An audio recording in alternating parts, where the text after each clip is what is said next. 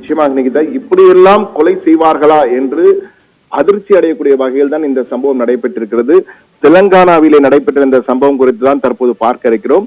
அதாவது ஆந்திர மாநிலம் பிரகாசம் மாவட்டத்தை சேர்ந்தவர் குருமூர்த்தி, அவர் பெயர். ராணுவத்தில் பணிபுரிந்து தற்போது தெலங்கானா மாவட்டம் ஹைதராபாத்தில் மேச்சல் என்ற பகுதியிலே அவருடைய மனைவி மாதவியுடன் வசித்து வருகிறார். 2 குழந்தைகள் இருக்கின்றன. 13 ஆண்டுகளுக்கு முன் திருமணம் நடந்திருக்கிறது. இவர் தற்போது ஒரு DRDO அலுவலகத்தில் ஒன்றில் பாதுகாவலராக தனியார் செக்யூரிட்டியாக பணிபுரிந்து வருகிறார், காஞ்சன் பாக் என்ற இடத்திலே. இந்த சம்பவம் போது இந்த அவருடைய மாமியார் வீட்டுக்கு அவருடைய 2 குழந்தைகளும் அனுப்பி வைத்திருக்கிறார். கணவன் மனைவியிலே அடிக்கடி சண்டை வருவது உண்டாம். திடீரென சண்டை மூத்தி இருக்கிறது. மனைவியின் மீது அவருக்கு சந்தேகம் இருந்திருக்கிறது போல இருக்கு. அந்த சந்தேகத்தின் அடிப்படையில் திடீரென கோபம் கொண்டு அவர் கீழே தள்ளிவிட்டிருக்கிறார். அப்பொழுது அந்த மனைவி கீழே விழுந்து இறந்திருக்கிறார். இறந்த பிறகு அந்த மனைவியை கொலை செய்ததை யாரும் கண்டுபிடித்து விடக்கூடாது என்பதற்காக யூடியூப் மற்றும் ஆங்கில சினிமா படங்களை பார்த்து அதிலிருந்த சில காட்சிகள் எல்லாம் சேர்த்து ஒரு கற்பனையாக்கி அதை நிஜத்திலே கொண்டு வந்திருக்கிறார். அதாவது மனைவியை பல துண்டுகளாக வெட்டி, மிக கொடூரமான ஒரு வேலையை செய்திருக்கிறார். பல துண்டுகளாக வெட்டி இருக்கிறார். வெட்டியவுடன் அதை அப்படியே போட்டாலும் கண்டுபிடித்து விடுவார்கள் என்பதற்காக அதை குக்கரிலே வேக வைத்து பொடியாக்கி கவர்கள், அதாவது அதிலிருந்து எலும்புகளும் சில வேகாமல் இருந்திருக்கிறார். அந்த எலும்புகளை மீண்டும் மீண்டும் குக்கரில் வைத்து 3 நாட்களாக வேக வைத்து பொடியாக்கி இருக்கிறார். அதன் பின் அதை கவர்களில் போட்டு அருகில் உள்ள ஏரியில் எடுத்து தூவி இருக்கிறாராம்.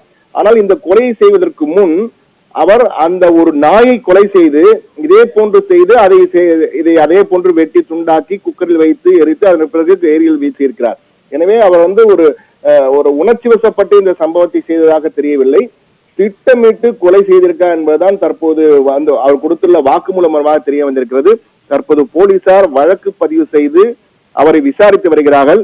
அந்த உடல் பாகங்கள் எதுவும் இருக்கிறதா, அந்த கொலைக்கான ஆதாரங்கள் என்ன இருக்கு என்பது குறித்து தற்போது விசாரித்துக் கொண்டிருக்கிறார்கள். ஆனால் அவர் கொடுத்த வாக்குமூலத்தின் காரணமாகத்தான். இதில் என்ன கொடுமை என்றால், இந்த கொலையெல்லாம் செய்துவிட்டு அவருடைய மனைவியை காணவில்லை என்று அவர் தன்னுடைய மகளை காணவில்லை என்று அவருடைய அம்மா புகார் கொடுக்க வந்திருக்கிறார். அந்த போலீஸ் ஸ்டேஷனுக்கு இவரும் கூட சென்றிருக்கிறார்.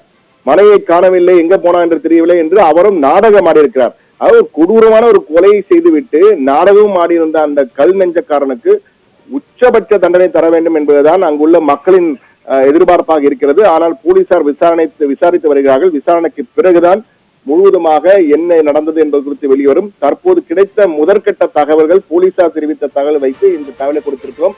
ஆனால் இந்த சம்பவம் உண்மையிலேயே மனம் பதபதைக்க வைக்கிறது மட்டுமல்ல, இப்படியெல்லாம் நடக்குமா என்ற பயங்கரமான ஒரு அதிர்ச்சியான கொடூரமான ஒரு சம்பவமாக இருக்கிறது என்பதுதான்.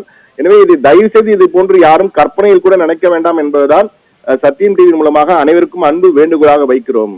நிக்கிதா, விவரங்களுக்கு நன்றி சண்முக சுந்தரம்.